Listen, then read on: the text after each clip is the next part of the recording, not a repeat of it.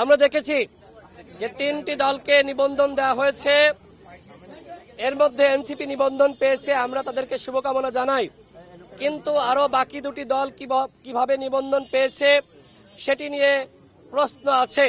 আমরা মনে করি নিবন্ধন পাওয়ার ক্ষেত্রে 1 নম্বর শর্ত হতে হবে রাজপথের সক্রিয়তা। কিন্তু এই সক্রিয়তা বিবেচনা না করে শুধুমাত্র কমিটি দিয়েছে, বাসা বাড়িকে অফিস হিসেবে দেখিয়ে দিয়েছে তারা এই ছলে বলে কৌশলে নিবন্ধন পাবে, সেটি আমরা কোনোভাবেই মানতে পারি না।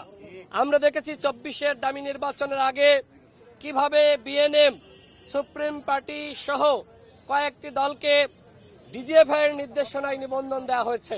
এর আগে প্রধান নির্বাচন কমিশনারের সাথে বৈঠক করে আমরা অনুরোধ জানিয়েছিলাম এই সকল ভুইফোর দলকে, যারা আগে ডিজিএফআই এর মাধ্যমে নিবন্ধন পেয়েছে, এদের অবশ্যই নিবন্ধন বাতিল করতে হবে।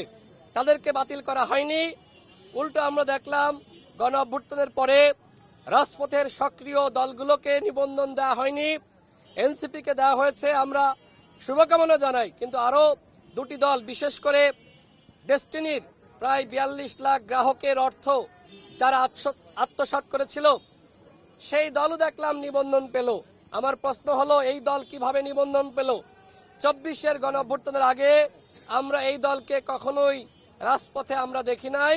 আমরা কখনোই দেখি নাই গণ অভ্যুত্থানের সময় তারা আসলে আন্দোলন সংগ্রাম করেছে। হঠাৎ করে জেল থেকে বের হলো, দল গঠন করলো, কমিটি দিল, বাসাবাড়িকে অফিস হিসেবে দেখিয়ে দিল, তারা নিবন্ধন পেল। কিন্তু তারেক রহমান, যাকে আপনারা সকলে চিনেন, রাজপথের চালাময়ী বক্তব্য সকলে শুনেছেন, সবসময় সংগ্রাম করেছেন, এমনকি তিনি একাই মাইক হাতে সবসময় ভারতীয় পণ্য বর্জনের স্লোগান দিয়েছেন, পণ্য বর্জন করার আহ্বান জানিয়েছেন। এই গণ অভ্যুত্থানের সময় তারেক রহমান কিভাবে বিজিবির ট্যাঙ্কের সামনে দাঁড়িয়ে গিয়েছিল, কিভাবে বাঁশের লাঠি হাতে দেশের জনগণকে নেমে আসার আহ্বান জানিয়েছিল। এরপরে তাকে গ্রেপ্তার করা হয়, তাকে রিমান্ডে নির্যাতন করা হয়। আজকে তারেক রহমানের দলকে নিবন্ধন দেওয়া হয়নি।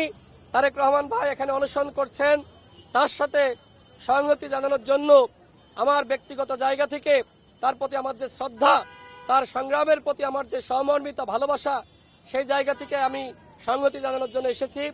এখন প্রধান নির্বাচন কমিশনারের সাথে কথা বলবো। তিনি অসুস্থ হয়ে পড়ছেন, প্রায় 20 ঘন্টার অধিক সময় তিনি পাড়ি দিয়েছেন। এখানে সারা রাত তিনি শুয়েছিলেন, মশার কামড় খেয়েছেন।